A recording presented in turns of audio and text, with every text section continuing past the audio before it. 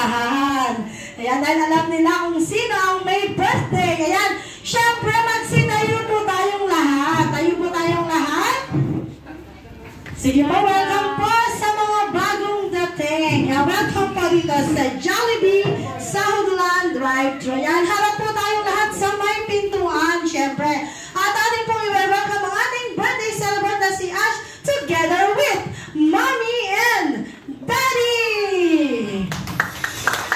Happy birthday to you! Happy birthday to you!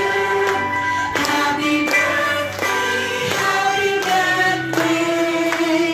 Happy birthday to you! Ayan, syempre isang masigla at malakas na birthday song! Day to you! Happy birthday to you! Happy birthday! Happy birthday! Happy birthday to you! Ayan, syempre lahat ay isang malakas na happy birthday, Ash, in 1, 2, 3, go! Happy birthday!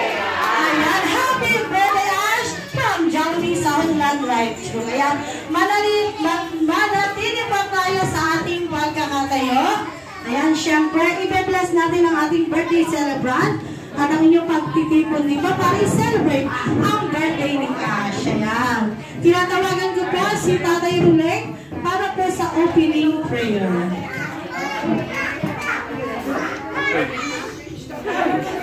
Sabihin, birthday ni Chicho.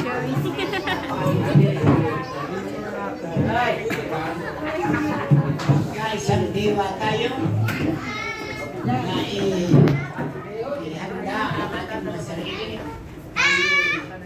Nasa kapangyarihan, nasa ilalim ng kapangyarihan ng Diyos. At dapat ating tiwala siya. Kahit pa tayo sa diwa, tumulong tayo sa mga pangyarihan. Naman natin banal. Ating ipasakot ang buong panahon ng ating gawain. Tayo'y manalangin. Harap at dapat kayo, aming Diyos, aming amang banal, aming Panginoong Jesus, na aming pagpasalamatan, pagpurihan, walhatiin ng inyong banal na pangalan. Sapagkat kayo ang Diyos na lumikha sa amin, at patuloy na nagbibigay ng buhay at kalakasan. Maraming salamat po, aming Diyos, sa bawat isa na inibig niyong pahalagahan ang oras na ito, ang panahon ito. At bayan niyong magalak ang bawat isa at magkaroon ng malinaw na pagkilala sa inyo. At sa mga may kaarawan talaga, maging bata, maging matanda, sila'y lubos na magpasalamat sa Diyos sapagkat ang Diyos ang may hawak ng buhay. At kung siyang mag-iingat sa atin, tatagal tayo dito sa sanlibutan. Tatagal kung hindi matutuwa sa atin ng Diyos, kaya iikli ating buhay.